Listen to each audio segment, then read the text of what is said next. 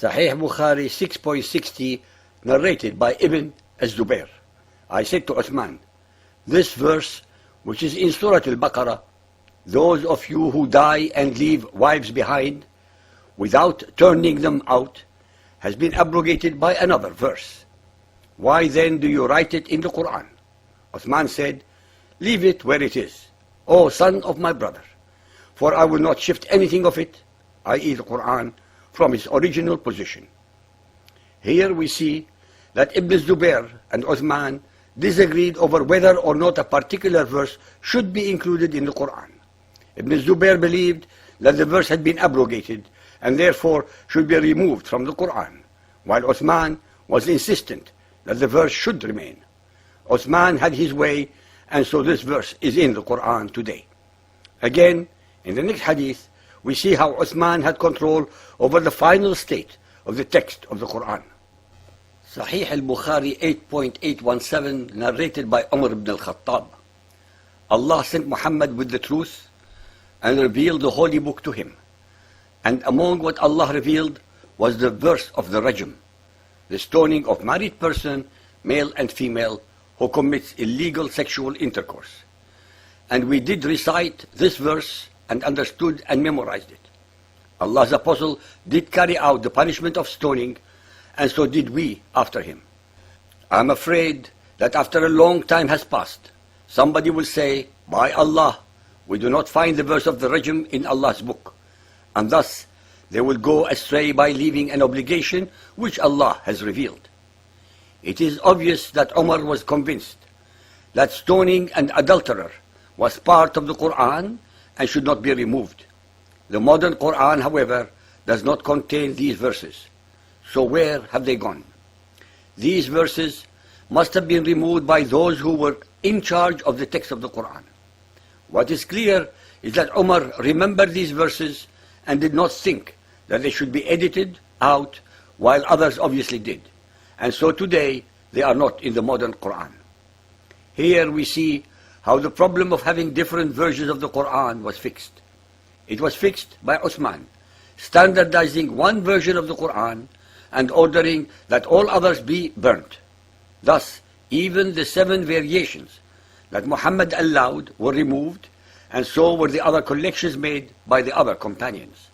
Thus, from now on, all oral and written tradition would have to conform to Uthman's version of the Quran. A further serious impediment which complicated the correct compilation of the Quran is the fact that there were verses which were spoken in Medina but were included in surahs which began in Mecca and vice versa. Let us together ponder the following. The followers of Muhammad tell us that there were no variations between Uthman's final version and the other 6 that were destroyed, that they were burnt so that there would be no different recitations. Really? How so? If the scripts were identical, why destroy any of them? After all, they allege that the errors are in the reading of the script that contain no vowels and not in the text. If this was the case, how could Uthman's version, supposedly identical to the others, change an iota of the fact that they were still reading the same script without vowels? It is evident that only because of their extreme desperation to prove the impossible, that the followers of Muhammad unto this day resort to all subterfuge, contortions of fact and logic, mendacities, deceptions, and illogical reasoning to cover up the crystal clear fact that the Quran that they have today is most certainly not the same as the one left to them by Muhammad 1400 years ago. The problem that existed and persisted during the lifetime of Muhammad for his followers is the fact that for as long as he was alive, new revelations, whereby the omniscient Allah was nonetheless allegedly changing his mind, were very conveniently being added to and some subtracted from the earlier ones, abrogated and abrogating verses which affected 71 of the 114 surahs of the Quran. This is why, at the time of Muhammad's death, there existed no singular codex of the sacred text. It is also reported that some major parts of a surah were eaten by a domestic animal. The final text of the Quran was actually fixed in 933 AD. Since the Quran is supposed to be the word of Allah, who is the one who taught Moses the Torah, then the only and unmistakable conclusion for the enormous inconsistencies and differences between them must be because it was the later followers of Muhammad who corrupted the Quran to suit their own agenda. The criminal invariably projects upon his victim his own hatreds, shortcomings, and lack of morality and justice. So do the Arab and Muhammadan scholars. They have conspired over the centuries and even at the present to control all the information that they pass on to the believers by perpetuating the myth of the perfect and divine Quran, contrary to the historical, philological, and theological records that prove it to be otherwise. In fact, the greatest threat to Muhammadan Islam is the acquisition of knowledge, especially of the Bible, by the masses of the believers. Of 114 surahs in the Quran, only 43 were not changed. All the others had verses that were either abrogated or abrogating. This means that in the course of 23 years of Muhammad's mission, the omniscient Allah changed his mind at least 71 times. In summation, the following historical and theological facts are crystal clear and indisputable. 1. The greatest number of traditions and fetishes of the Muslims are nothing but continuance, a repackaging and Islamization of pagan rites and actions that pre-existed Muhammad and his Quran. 2. Almost all the precepts and concepts of importance in the Quran have been plagiarized, plundered, pirated and or perverted from the Hebrew Bible and scriptures, from the New Testament and Apocrypha, from pagan Arabian religion, and also from Zoroastrian religion and traditions.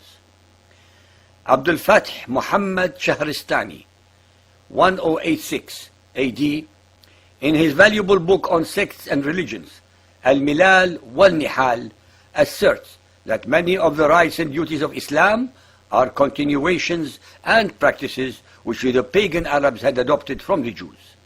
3.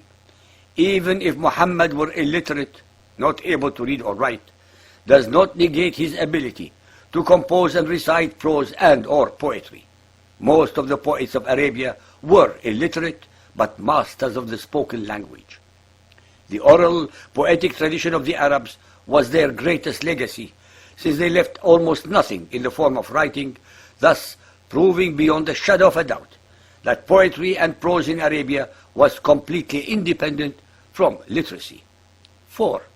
The Quran is only a tossed salad bowl of stories, concepts and precepts, plagiarized, plundered, pirated and or perverted at will from the beliefs of other peoples to suit Muhammad's agenda of inventing a suitable scripture for his fellow pagan Arabs to equal, if not rival, those of the people of the book. No copy of any masterpiece, no matter how well done it may be, can ever equal to, let alone surpass, an original. 5. The followers of Muhammad can try their worst to obfuscate, contort, pervert and twist the facts to prove otherwise, but it is a mission impossible to accomplish. That is why, when they cannot counter the truth with facts or logic, they invariably resort to violence to silence their opponents, just as was done earlier by their mentor and perfect example, Muhammad. 6. The so-called Arabic Quran contains at least 118 words of paramount and vital importance that are actually totally foreign and are derived from Hebrew, Aramaic, Ethiopic, Syriac, Greek, Persian and Sanskrit, to name just a few. Having now read many of the hadiths and other sources, it is obvious that these Muhammadan claims regarding the incorruptibility of the Quran are, to put it mildly, an exaggeration and have no support at all from the authoritative hadiths. In fact, the hadiths record the opposite. They say that Muhammad never standardized the Quran and allowed variation, and that the early Muslims memorized the Quran slightly differently. Then Uthman and a team of others edited and standardized one version of the Quran and had all others destroyed. It is not unreasonable to assume that the collection of the Quran that Uthman made is a good record of what Muhammad recited.